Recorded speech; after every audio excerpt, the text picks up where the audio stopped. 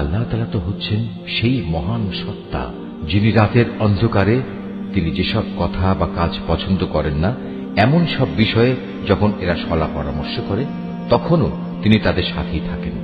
এরা যা কিছু করে তা সম্পূর্ণ আল্লাহ তাআলার জ্ঞানের পরিধির আওতাধীন। হ্যাঁ, এরাই হচ্ছে সেসব লোক যাদের সঠিক ঘটনা না জানার কারণে দুনিয়ার জীবনে তোমরা যাদের পক্ষে তর্ক করেছ, কিন্তু কিয়ামতের দিনে আল্লাহ তাআলার সামনে কে তাদের পক্ষে কথা বলবে, কিংবা সেদিন কে তাদের উপর অভিভাবক হবে?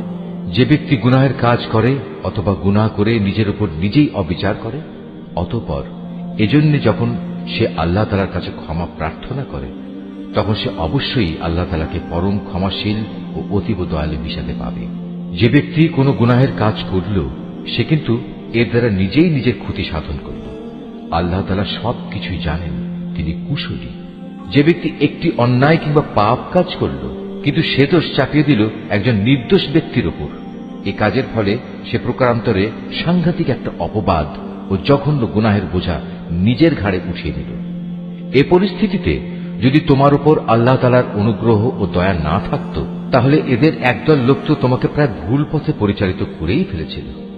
যদিও তারা এই আচরণ দিয়ে তাদের নিজেদের ছাড়া অন্য কাউকেই পথভ্রষ্ট করতে পারছিল না। অবশ্য তাদের এই প্রতারণামূলক কাজ দ্বারা তারা তোমার কোনোই ক্ষতি সাধন করতে সক্ষম হতো না, কারণ আল্লাহ তাআলা তার গ্রন্থ ও সে গ্রন্থলব্ধ কলা কৌশল তোমার উপর নাযিল করেছেন এবং তিনি তোমাকে এমন সব কিছুর জ্ঞান শিক্ষা দিয়েছেন যা আগে তোমার জানা ছিল না। তোমার উপর আল্লাহ তাআলার অনুগ্রহ ছিল অনেক বড়। এদের অধিকাংশ গোপন সলা পরামর্শের ভেতরেই কোনো কল্যাণ নিহিত নেই। তবে যদি কেউ এর দ্বারা কাউকে কোনো দান খয়রাত, সৎ কাজ ও অন্য মানুষের মাঝে শান্তি ও সম্প্রীতি স্থাপনের আদেশ দেয় তা ভিন্ন কথা।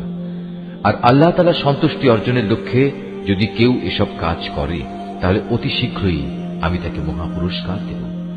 আবার যে ব্যক্তি তার কাছে প্রকৃত সত্য স্পষ্ট হয়ে যাওয়ার পর রাসূলের বিরুদ্ধে আচরণ করবে এবং ঈমানদারদের পথ ছেড়ে বেঈমান লোকদের নিয়ম নীতির অনুসরণ করবে, তাকে আমি সেদিকেই পরিচালিত করব যেদিকে সে চলতে চেয়েছে। এর শাস্তি হিসেবে তাকে আমি জাহান্নামের আগুনে পুড়িয়ে দেব, আর তা কত নিকৃষ্ট আবাসস্থল। আল্লাহ তাআলা এ বিষয়টি ক্ষমা করবেন না যে তার সাথে কোন রকম শরীক করা হবে।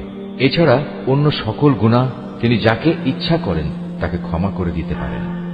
তাই যে ব্যক্তি আল্লাহ তাআলার সাথে কাউকে শরীক করল সে মূলত চরমভাবে গোমরাহ হয়ে গেল। আল্লাহকে ছাড়া এরা কাকে ডাকে? ডাকে নিকৃষ্ট দেবীকে কিংবা কোনো বিদ্রোহী শয়তানকে। তার উপর আল্লাহ তাআলা অভিশাপ বর্ষণ করেছেন।